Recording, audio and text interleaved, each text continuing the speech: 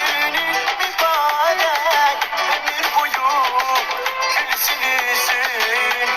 Ad günün mübarek, canım gözüm, benim özüm.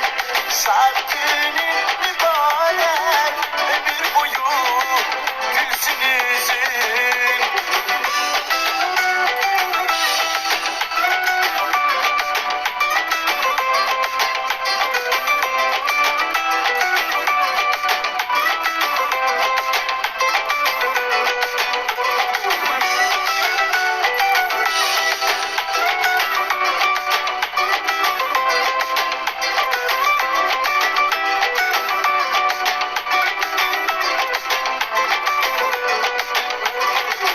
Senin bütün arzuların bir çay olsun ömrüm benim. Açık olsun ve yolların, açık olsun ömrüm benim. Hayatımın nasılsa, yaxşı ki benim varımsa. Sen benim için doğulmuşsan, ben senin için ömrüm benim. Ad günün mübarek, canım gözüm, benim özüm. Şad günün mübarek, ömür boyu gülsün yüzün. Ad günün mübarek, canım gözüm, benim özüm.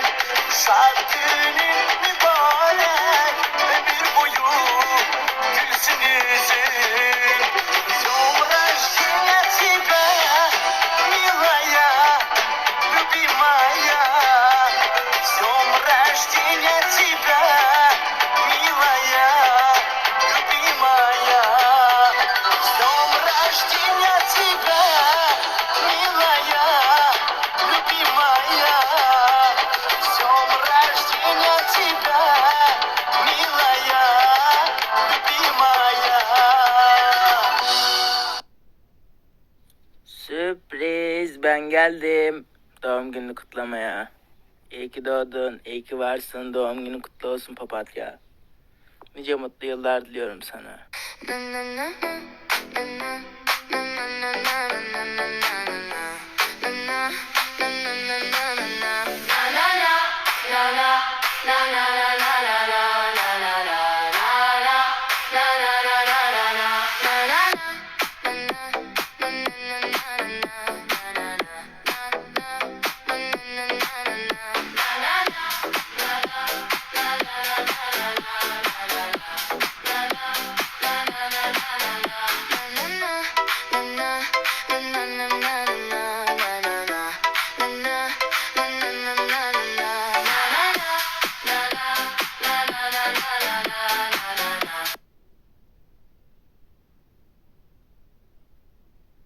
Papatya!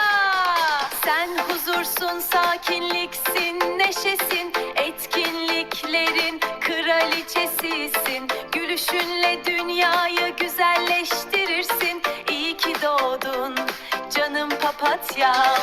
Sen huzursun, sakinliksin, neşesin,